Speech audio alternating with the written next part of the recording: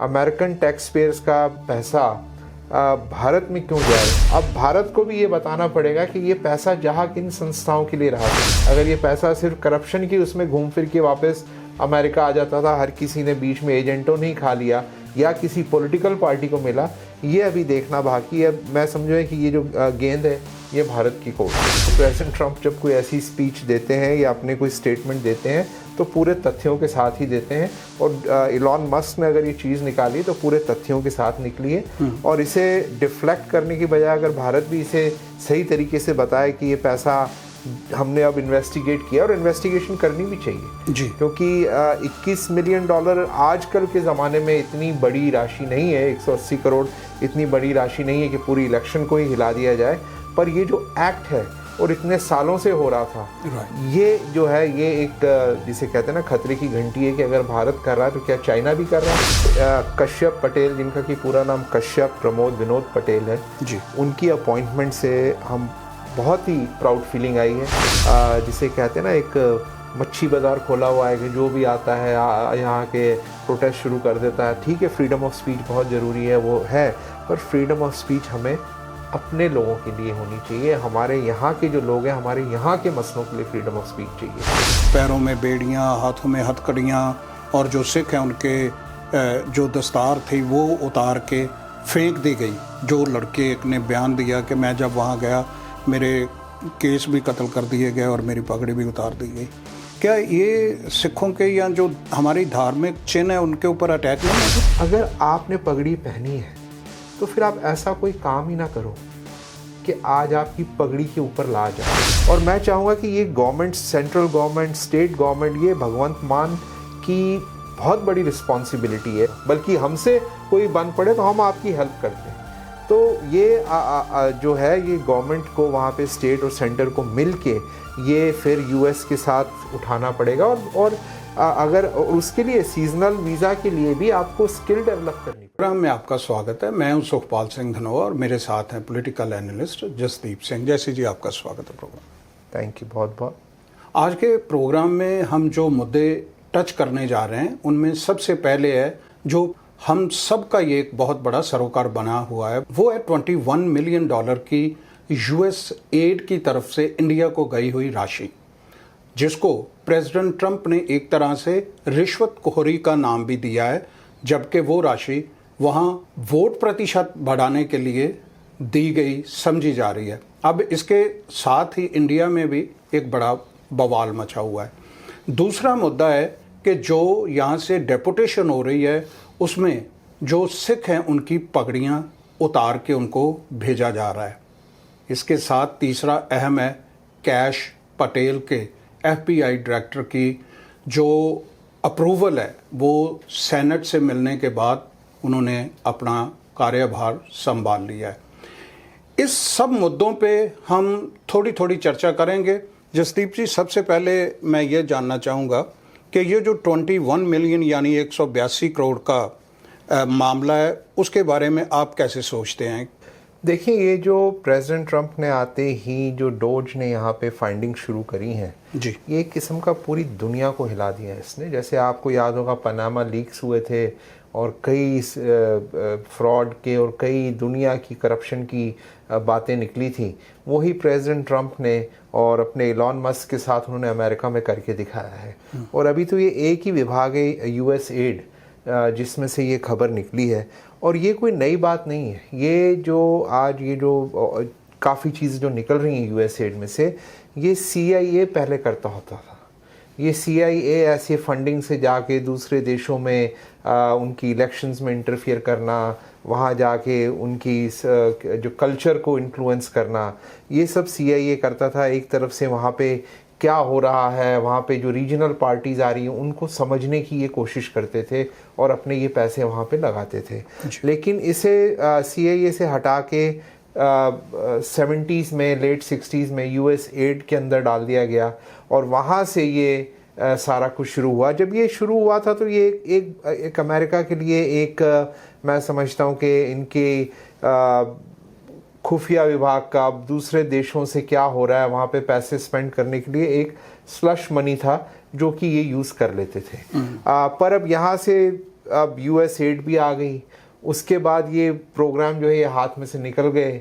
आज दुनिया में इतनी जो इंटेलिजेंस है वो बदल चुकी है, आज और तरीक़ों से इंटेलिजेंस होती है, इसकी मैनिपुलेशन हो रही है। इसमें अब प्रेसिडेंट ट्रंप ने ये भी आरोप लगाए कि ये किकबैक शुरू हो गए हैं, कि पैसा भारत में जितना जाता है वहीं बीच में दलाल हैं जो इसको कुछ यहाँ वापस अमेरिका में भी भेज देते हैं। तो अब ये करप्शन का मुद्दा बन गया था और करप्शन ज़्यादा हो रही थी, बजाय जो इसका गोल था जो दूसरे देशों में जाके उनके वोटर्स को टर्न आउट करना या वहाँ की इंफॉर्मेशन निकालनी, वो मुद्दे से हटके भी सिर्फ करप्शन के बन गए थे ये, और कोई मिसमैनेज हो रही थी। इसलिए इस चीज़ों को बताया गया और ये गलत है। आजकल के ज़माने में ये बिल्कुल गलत है। अमेरिकन टैक्स पेयर्स का पैसा भारत में क्यों जाए वहाँ की इलेक्शंस की इंफॉर्मेशन निकालने के लिए या वहाँ के वोटर्स को टर्न आउट करने के लिए। और प्रेसिडेंट ट्रंप ने बिल्कुल ठीक कहा है कि भारत एक सक्षम देश है, उनके पास अपना पैसा है, वो अपने वोटर्स को खुद टर्न आउट अब कर सकते हैं। और अमेरिका की ये ड्रामेटिक एक पॉलिसी शिफ्ट आई है कि पहले ये जाके हर मुल्क में जाके वहाँ अंदर जिसे कहते हैं ना, उनमें जाके वहाँ कोई ना कोई अपना हाथ पैर मारते थे। जो प्रेसिडेंट ट्रंप ने अब कहा है कि हमें ये करने की ज़रूरत नहीं है, हमें पहले अमेरिका के बारे में सोचें। तो उसमें ये कई खुलासे हुए हैं और आगे भी ऐसे कई खुलासे निकलेंगे। पर इसमें ये देखने का विषय है कि प्रेसिडेंट ट्रंप ने तो अपनी जो डर्टी लॉन्ड्री थी उन्होंने उसे बाहर कर दिया, दुनिया को बता दिया कि यहाँ से हम लोग ये कर रहे थे। अब भारत को भी ये बताना पड़ेगा कि ये पैसा जहाँ किन संस्थाओं के लिए रहा था, इसके बेनिफिशियरी कौन हुए हैं, और अगर हुए भी हैं या नहीं भी हुए, अगर ये पैसा सिर्फ करप्शन की उसमें घूम फिर के वापस अमेरिका आ जाता था, हर किसी ने बीच में एजेंटों नहीं खा लिया या किसी पॉलिटिकल पार्टी को मिला, ये अभी देखना बाकी है। मैं समझूँ कि ये जो गेंद है ये भारत की कोर्ट में। मैं अपने दर्शकों को ये भी बता दूं कि ये जो हम 21 मिलियन यानी 21 मिलियन डॉलर की बात कर रहे हैं, ये राशि सीधे तौर पे किसी भी कंट्री की सरकार को नहीं जाती। डिफरेंट ऑर्गेनाइजेशंस हैं, एनजीओज हैं जिनको ये पैसे जाते हैं और वो अपनी मर्जी से खर्च करते हैं। जैसे जसदीप जी ने कहा कि वो घूम फिर के कहाँ आते हैं, बल्कि यहाँ तक कि प्रेसिडेंट ट्रंप ने तो खुद ही कह दिया है कि ये किकबैक भी हो सकती है। और अब सवाल यही पैदा होता है कि इंडिया में भी ये डिबेट शुरू हो गई है। आप क्या सोचते हैं कि इसके बारे में, जैसे अपोजिशन कह रही है कि वाइट पेपर लेके आए बीजेपी गवर्नमेंट को, तो आप कैसे देखते हैं कि इसका कोई इंडो यूएस रिलेशन पे भी फर्क पड़ेगा? नहीं, मेरे ख्याल से इससे तो इंडो यूएस रिलेशन बहुत और मजबूत होता है, क्योंकि यूएस ने ये अपना बिल्कुल पहली बार बताया कि हम लोग, हमारी जो प्रीवियस सरकारें थी या हमारा ये जो डिपार्टमेंट था, ये भारत में पैसे भेज रहा था। उन्होंने छुपाया नहीं बल्कि इसे डिस्क्लोज कर दिया। तो ये तो मैं समझता हूँ कि बहुत ही ट्रांसपेरेंसी लाता है भारत और अमेरिका के रिश्ते में। पर एक जो मैं देख रहा हूँ, भारत का एक सेक्शन है जो मीडिया का, खासकर सोशल मीडिया, वो उससे फटाफट काउंटर की भी बातें कर रहा है कि नहीं ये सच नहीं है, ये पैसा भारत नहीं आया, ये बांग्लादेश गया है। मैं उनसे यही कहूँगा कि प्रेसिडेंट ट्रंप जब कोई ऐसी स्पीच देते हैं या अपने कोई स्टेटमेंट देते हैं तो पूरे तथ्यों के साथ ही देते हैं। और इलॉन मस्क ने अगर ये चीज़ निकाली तो पूरे तथ्यों के साथ निकली है। और इसे डिफ्लेक्ट करने की बजाय अगर भारत भी इसे सही तरीके से बताए कि ये पैसा हमने अब इन्वेस्टिगेट किया, और इन्वेस्टिगेशन करनी भी चाहिए जी, क्योंकि 21 मिलियन डॉलर आजकल के ज़माने में इतनी बड़ी राशि नहीं है। 180 करोड़ इतनी बड़ी राशि नहीं है कि पूरी इलेक्शन को ही हिला दिया जाए। पर ये जो एक्ट है और इतने सालों से हो रहा था, ये जो है ये एक जिसे कहते हैं ना खतरे की घंटी है कि अगर भारत कर रहा है तो क्या चाइना भी कर रहा है, क्या रशिया भी कर रहा है भारत के अंदर। तो ये चीज़ें जो हैं ये देखने वाली है। बेसिकली तो फिर ये मुद्दा हो गया ना कि कोई जो फॉरेन कंट्री है वो वहाँ की इलेक्शन में दखल अंदाजी कर रहा है कि नहीं कर रहा है। बाइडन गवर्नमेंट ने अपने रेजीम में भी ये कहा था कि प्रेसिडेंट ट्रंप की इलेक्शन में रशिया ने इंटरफीयर किया था, जिसका रेफरेंस जो है प्रेसिडेंट ट्रंप ने अपनी इसी स्पीच में भी दिया। प्रेसिडेंट ट्रंप ने ये भी कहा है कि बाइडन गवर्नमेंट वहाँ किसी और को जिताना चाहते थे। तो आप क्या सोचते हैं कि यहाँ इस तरह की बात चलेगी अमेरिका में भी कि बाइडन के लिए भी कोई इन्वेस्टिगेशन? ये बाइडन ही नहीं, ये तो डीप स्टेट जो थी अमेरिका की। प्रेसिडेंट ट्रंप ने सिर्फ बाइडन को नहीं हिलाया, उन्होंने जो ब्यूरोक्रेसी थी, जो डीप स्टेट जिसे हमेशा वो कहते थे, वो पूरी डीप स्टेट डिसमेंटल करी है। और ये हम सबसे कोई छुपी बात नहीं है कि अमेरिका बहुत देशों में जाके उनके चुनाव में हस्तक्षेप करता था। इसका हमने अभी रिसेंट एग्जांपल बांग्लादेश में देखा है कि बांग्लादेश में जैसे सत्ता परिवर्तन हुआ और एक रिवोल्यूशन सी चलाई गई और उसमें भी यूएसएड के काफ़ी पैसे गए हुए हैं। और हमने इमरान खान ने भी काफ़ी आरोप लगाए थे कि मुझे भी इन्होंने हटाने की, वो डोजियर एक उन्होंने निकाल दिया था। तो ये पाकिस्तान, ये अमेरिका की हमेशा से ये पॉलिसी रही है। पर प्रेसिडेंट ट्रंप के आने के बाद जो डीप स्टेट को सफाई हुई है और जो एक अमेरिका का जो नया कल्चर देखने को मिल रहा है, उसमें प्रेसिडेंट ट्रंप कह रहे हैं हमें दूसरे देशों से अभी कोई लेने देने नहीं है, आप अपना संभालें, आप अपनी इलेक्शन संभालें, आप अपना जो बनता है करें, हम अमेरिका का इंटरेस्ट अब पहले देखेंगे और अमेरिका को हमने ग्रेट अगेन करना है। तो वो उनका ये नया अमेरिका की जो पॉलिसी है, जो अमेरिका को अब आगे रख के चल रहे हैं। और उसमें आपने देखा अभी यूरोप में भी उन्होंने एक किस्म से पूरा यूरोप को उन्होंने एक बहुत बड़ा झटका दिया। आपने ज़ेलेंस्की को देखा, कितना बड़ा झटका लगा कि आप तो हमसे बिलियंस ले गए अमेरिका से और आज आप कहते हो मुझे पता ही नहीं कि आधे पैसे कहाँ गए। तो ये उन्होंने दुनिया भर में एक अमेरिका का जो कल्चर था, और ये था एक अमेरिका के कल्चर का हिस्सा था कि जाके दूसरे देशों की इलेक्शंस में हस्तक्षेप करना, सत्ता परिवर्तन कराने, जिसका कि लॉन्ग टर्म अब कोई फ़ायदा नज़र नहीं आ रहा था। तो इसलिए ये प्रेसिडेंट ट्रंप ने अमेरिकन कल्चर जो है वो बिल्कुल बदला है। अभी 2 अपॉइंटमेंट्स हुई हैं जिनमें हमारे इंडियन कम्युनिटी का काफ़ी फोकस था। उसमें एक थी तुलसी गैबेट की, वो इंटेलिजेंस की हेड बनी है, और FBI के हेड बने हैं कैश पटेल।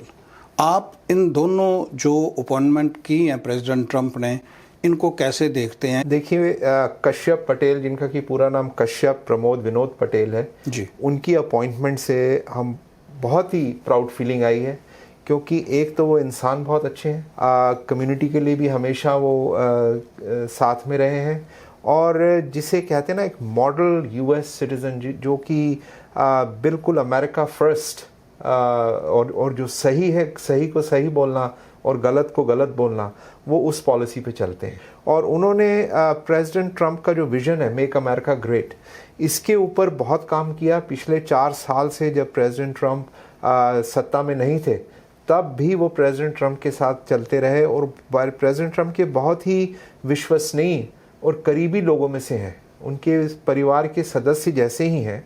और उन्होंने जो झूठे जितने भी प्रेसिडेंट ट्रंप के ऊपर इल्ज़ाम लगे थे, रशिया कल्यूजन का लगा था, उसके ऊपर उन्होंने जो डोजियर था, वो उन्होंने उसका पूरी इन्वेस्टिगेशन करके बताया था कि ये सब गलत है और FBI ने सब झूठ किया है। और जहाँ पे कि बाइडन एडमिनिस्ट्रेशन ने या उसके पहले भी जो डेमोक्रेट्स थे, उन्होंने जहाँ जहाँ डिपार्टमेंट ऑफ जस्टिस और FBI का जो पॉलिटिकल वेपनाइजेशन किया था कि अपने पॉलिटिकल प्रतिद्वंदियों के खिलाफ जस्टिस डिपार्टमेंट को यूज़ करना, FBI को यूज़ करना, उन्होंने ये बहुत पहले ही इसके ऊपर काम करके बता दिया था।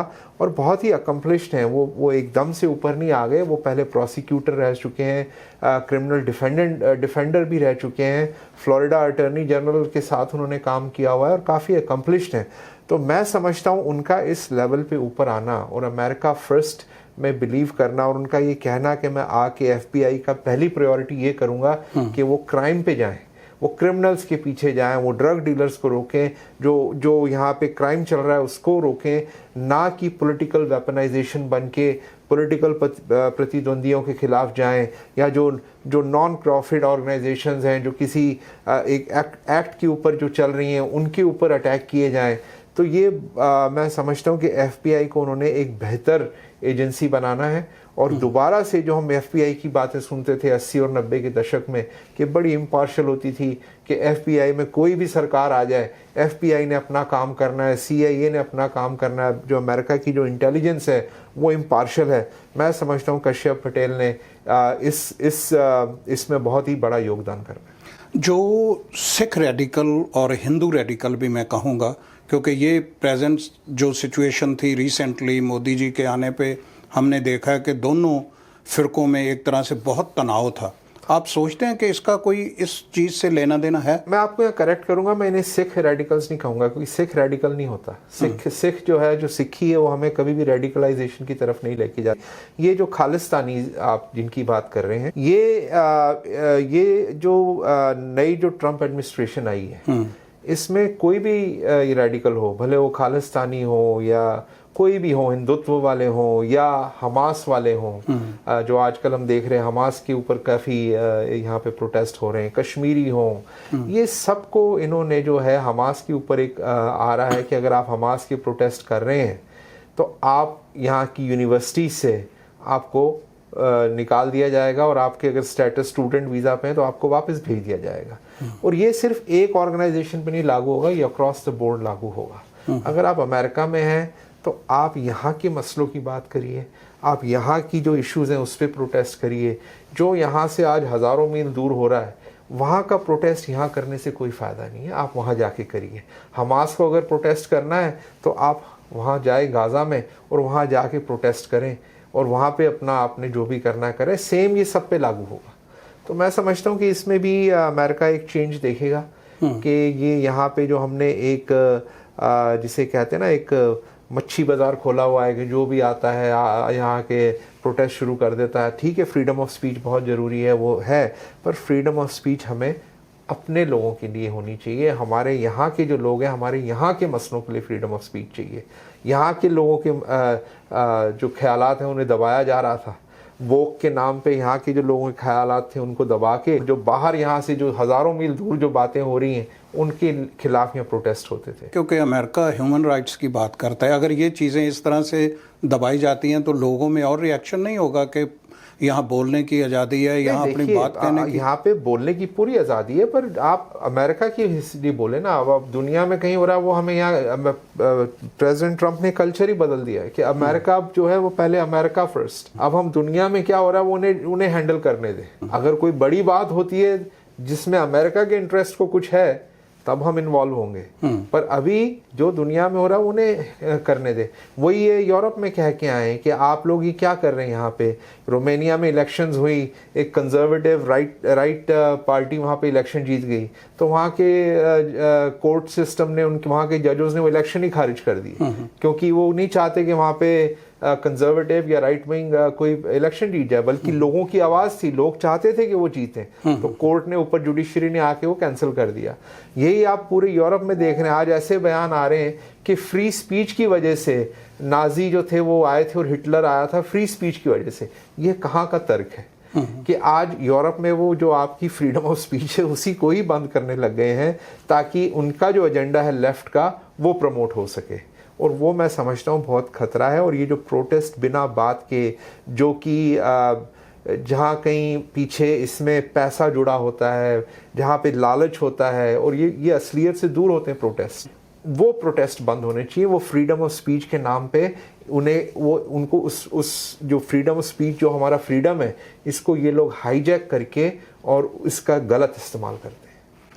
इसी बात से मैं ये जोड़ता हूँ कि जो अभी सिख जो लोग हैं उनको डिपोर्ट किया गया है, उसमें दो इशू बहुत क्रिटिसाइज़ किया गया, जिसमें कि जो ये डिपोटी थे उनको पैरों में बेड़ियाँ, हाथों में हथकड़ियाँ, और जो सिख हैं उनके जो दस्तार थी वो उतार के फेंक दी गई। जो लड़के एक ने बयान दिया कि मैं जब वहाँ गया मेरे केस भी कत्ल कर दिए गए और मेरी पगड़ी भी उतार दी गई। क्या ये सिखों के या जो हमारी धार्मिक चिन्ह है उनके ऊपर अटैक नहीं है? नहीं, मैं इससे आपको एक बात बताऊं कि अमेरिका में आज हमारे धार्मिक चिन्हों की बहुत ज़्यादा रिस्पेक्ट है। आज अमेरिकन आर्मी में भी हमने लड़ाई लड़ी है, आप भी इसका हिस्सा रह चुके कि सिखों को बिल्कुल यूएस आर्मी में, पुलिस डिपार्टमेंट में, हर जगह, स्कूलों में, यूनिवर्सिटीज़ में, हर जगह सिखों को अपने धार्मिक चिन्ह रखने की पूरी आज़ादी। अब इसमें मैं ये कहना चाहूँगा कि ये जो हमारे सिर पे जो दस्तार है, ये एक आइडेंटिटी है जो हमें दसम पिता गुरु गोविंद सिंह ने दी है जी। ये दस्तार पहनने से हमारे अंदर कई चीज़ें एक आ जाती हैं जो फिर जिसने दस्तार ना पहनी हो ये हमें उससे एकदम अलग कर देती है। बहुत बड़ी चीज़ है, आप दस्तार जब पहनते हैं तो ये आपके अंदर एक बहुत बड़ा अंदर से एक रिस्पॉन्सिबिलिटी की फीलिंग आती है। अब मैंने ये जो आपने जिन बच्चों की बात करी है, मैंने कईयों के इंटरव्यू सुने, उनमें कईयों ने कहा जी, और वो अमृतधारी थे, वो कहते जी हमको डोंकर, एक तो डोंकी और जो डोंकी लगवाता है उसका नाम डोंकर है, ये अभी पता चला। तो वो कहते हैं कि डोंकर ने हमें कहा कि आप अपनी दाढ़ी शेव कर दें, तो हमने कर दी। हमने कहा कोई बात नहीं, जब अमेरिका पहुंच जाएंगे फिर रख लेंगे। अब इन्होंने उसी इंटरव्यू में मैंने सुना कि कईयों ने कहा कि हमें जब पगड़ी उतारने के लिए बोला तो हम लड़ पड़े, हमने कहा हम नहीं उतारेंगे, तो उन्होंने फिर हमें इजाज़त दे दी, कईयों ने फिर उतार दी, फिर कईयों ने कहा कि हमने सोचा अभी उतार देते हैं, अमेरिका पहुंचेंगे तो फिर रख लेंगे। तो जब आपने ये पहले ही सौदेबाजी कर ली, ठीक है ना, तो फिर आपको इतना अब पगड़ी के साथ आप क्या कर रहे हैं? और दूसरी बात, अगर आपने पगड़ी पहनी है तो फिर आप ऐसा कोई काम ही ना करो कि आज आपकी पगड़ी के ऊपर ला जाए, ठीक है ना। आप अगर किसी मोर्चे में आप अगर अरेस्ट हो रहे हो, या आपने कोई देश के लिए या कौम के लिए बहुत बड़ा काम किया और आप अरेस्ट होके आपको तशद्दुद दिए जा रहे हैं, आज़ादी की जैसे लड़ाई चल रही थी, या और सिखों के कई स्ट्रगल्स हैं, किसान मोर्चे में अगर आप मोर्चे पे लगे हुए हो, उसमें आपको अगर कोई लेके जा रहा है, वहाँ आपकी पगड़ी की बात आए तो पूरी हम सहानुभूति रखते हैं। लेकिन अगर आप क्राइम कर रहे हैं और ये बिल्कुल क्राइम है और आपको पता है, तो आपको तो खुद ही ये पगड़ी उतार देनी चाहिए थी कि हम तो गलत काम कर रहे हैं, ये करने से पहले कम से कम पगड़ी उतार दें ताकि हम पूरी कौम की बेइज्जती ना कराएं। तो ये पगड़ी का जो है ये मसला, ये बहुत, जब आप पगड़ी पहनते हैं, मैं हमारे सिख समुदाय के लोग जानते हैं कि इस पगड़ी की कितनी रिस्पेक्ट है और कितना इसके लिए हमारे अंदर से रिस्पॉन्सिबिलिटी आती है, जैसे आपने कहा। क्योंकि अगर विजुअल्स और बाहर जाते कि देखिए जी पगड़ी पहन के सिख ये काम कर रहे हैं, तो और कितनी बदनामी थी। आज आप कह रहे हैं भाई हमारी बदनामी हो रही है कि ये जहाज अमृतसर आ रहे हैं तो हमारी बदनामी हो रही है, तो आपकी ये बदनामी नहीं हो रही कि आपके सिख दस्तार पहन के ये इलीगल काम कर रहे हैं। वही तो एक्चुअली जो अमेरिका का पर्सपेक्टिव है, मैंने देखा है जैसी जी, आपको भी शायद याद होगा कि प्रेसिडेंट ट्रंप के पिछले रजीम में जब जेलें जो हैं, इमिग्रेशन जेलें जो हैं, वो ओवरफ्लो हो गई थी। मुझे याद है कि जेलों में जाके आप इनके राइट्स के लिए आपने जो वाकई जो सिख अपनी दस्तार पहनते थे जी, आपने उनके लिए जाके बहुत काम किया और प्रशासन ने आपके साथ सहयोग किया। एग्जैक्टली। उनको जब बताया गया ऑर्गेनाइजेशंस ने, मैं यहाँ से गया ओरेगन, तो उन्होंने उनको पटके भी दिए सिर पे बांधने के लिए, और उन्हें और गुटखा साहब भी दिए, के लिए गुटखा साहब भी दिए। तो मेरा ये कहने का मतलब है, आप बिल्कुल ठीक कह रहे हैं कि ये बजाय इसे हम एक पॉलिटिकल इशू बनाएं कि यहाँ ये जी, मैंने कई बयान सुने कि जो अमेरिका में जो सिख लीडरशिप है वो इसका मुद्दा क्यों नहीं उठा रही। यहाँ की अमेरिकन सिख लीडरशिप जहाँ जरूरत है पूरे मुद्दे उठाए हैं, और अमेरिका में सिखों को बिल्कुल पगड़ी पहनने से कोई मनाही नहीं है। पर साथ में मैं ये जो भारत की लीडरशिप है उन्हें कहूँगा कि ये जो आप पॉलिटिसाइजेशन कर देते ना हर चीज़ का, इसे भारत तक ही सीमित रखें। ये अमेरिका में नहीं चलेगा। आप वहाँ पे ये जो असली मुद्दों से दूर भागते हैं, बजाय आप इस बात की जो मूल जो इसका रीज़न है कि हमारा यूथ क्यों इस चक्कर में फंसा है, आज सिख यूथ को क्यों भारत छोड़ के आना पड़ रहा है, क्यों पंजाब छोड़ के आना पड़ रहा है, बजाय उसके ऊपर काम करें हम सब मिलके, और भारत की यूथ को, खासकर पंजाब की यूथ को सक्षम करें कि उसे पंजाब में ही अवसर मिले। उसे पंजाब तो क्या, पहले पूरा भारत पड़ा है। अगर पंजाब में सिख यूथ को नहीं अवसर मिल रहे तो उसे चाहिए कि वो पंजाब की, भारत की दूसरी स्टेटों में भी जाए। आज भारत की दूसरी स्टेटों में भी सिख रह रहे हैं जो कि बहुत ही कामयाब हैं। आज मध्य प्रदेश में ऐसे सिख हैं जिनके पास हजार एकड़ के फार्म हैं। और क्यों ना हमारा यूथ भी भारत की कई स्टेटें हैं जहां जाके हम पहले वहां ट्राई करें। जरूरी नहीं कि हमें अमेरिका में ही आना और इलीगल तरीके से आना और यहाँ पे जो हमारे ऊपर एक इलीगल का बैज लगवाना है। तो उस तरफ मैं चाहूंगा कि भारत की जो सिख लीडरशिप है ध्यान दे और हमारे यूथ को संभाले, और उसमें हमारा जो भी बनेगा, हम जो डायस्पोरा यहाँ रह रहे हैं वो हम पूरी उनकी मदद करें। मेरा लास्ट क्वेश्चन इसी बात से जुड़ गया है आपकी, जो अभी आपने कहा कि भारत में पंजाब के बाहर भी कई फार्मर्स हैं जिनके पास हज़ारों एकड़ ज़मीन है, और वही अमेरिका में भी है। ये मुद्दा हम लेके आए अमेरिका की गवर्नमेंट के पास भी और इंडियन गवर्नमेंट के पास भी कि सीजनल लेबर जो है इंडिया से वो हम यहाँ लाएं, फार्मिंग में, ट्रकिंग में हमारे लोगों को ज़रूरत है। बिल्कुल। और दोनों तरफ ही, अमेरिका में भी फार्मिंग में और ट्रकिंग में सिख जो हैं वो डोमिनेट करते हैं इस इंडस्ट्री में, और पंजाब में भी और पंजाब के बाहर भारत में भी वो डोमिनेट करते हैं। तो ये मुद्दा मैंने इंडियन गवर्नमेंट के सामने रिसेंटली मैंने रखा था और इंडियन गवर्नमेंट का जो विदेश सेक्रेटरी हैं उन्होंने बड़ा अच्छा रिस्पांस दिया था कि अगर अमेरिका गवर्नमेंट ये बात लेके आती है कि हमें वहाँ से सीजनल लेबर चाहिए तो हम उसमें बिल्कुल साथ देंगे। आप क्या कोशिश करेंगे एज ए पॉलिटिशियन? ये हमें लॉबिंग की जरूरत होगी इंडिया के लॉबिंग की जरूरत होगी और उसमें मैं चाहूँगा कि जो पंजाब सरकार है उनका भी ये दायित्व बनता है कि सेंट्रल गवर्नमेंट को वो के साथ मिल के काम करें। जी। देखिए पॉलिटिक्स एक अपनी जगह होती है, आप चुनाव आए आपने एक दूसरे के बारे में बोल दिया जो कर दिया ये है वो है, लेकिन इलेक्शन के बाद आपको मिल के काम करने की ज़रूरत होती है। आप हर चीज़ में आप अब मैं यहाँ डिस्क्लोज नहीं करूँगा पर हम और आप अमृतसर में गए थे और हमने देखा कि वहाँ की गंदगी का वहाँ के ट्रैश का क्या बदहाली थी और हमें ये भी पता लगा कि सेंटर के पास पैसे भी हैं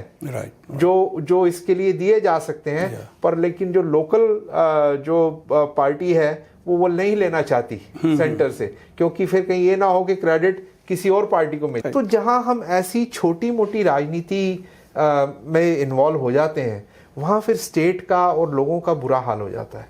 और मैं चाहूँगा कि ये government, central government, state government, ये भगवंत मान की बहुत बड़ी रिस्पॉन्सिबिलिटी है, बल्कि हमसे कोई बन पड़े तो हम आपकी हेल्प करते हैं।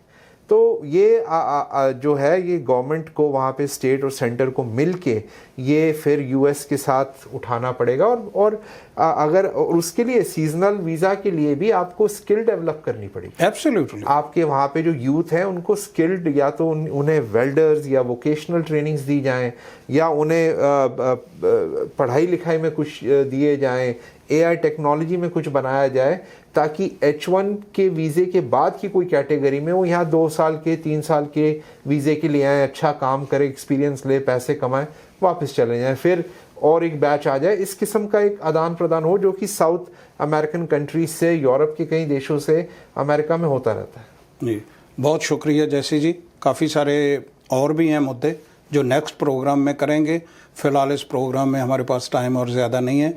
आपने जो विचार प्रकट किए हैं मुझे यकीन है कि हमारे दर्शकों को ये हमारे मुद्दे इशू पसंद आएंगे और जो सीजनल लेबर की बात हम कर रहे हैं ये हमारे दर्शक जहाँ भी इंडिया में या अमेरिका में या किसी भी कंट्री में वो देख रहे हैं तो इसके ऊपर अपनी अपनी सरकारों में, अपनी देश की सरकारों के ऊपर लॉबिंग करें, प्रेशर बनाएं ताकि इल्लीगल जो रास्ते हैं वो बंद हों। हमारे बच्चों को इस तरह से जो बेइज्जत या किसी भी रिलीजन के ऊपर किसी भी तरह की आंच आती है वो ना आए और लोगों का पैसा बर्बाद ना हो।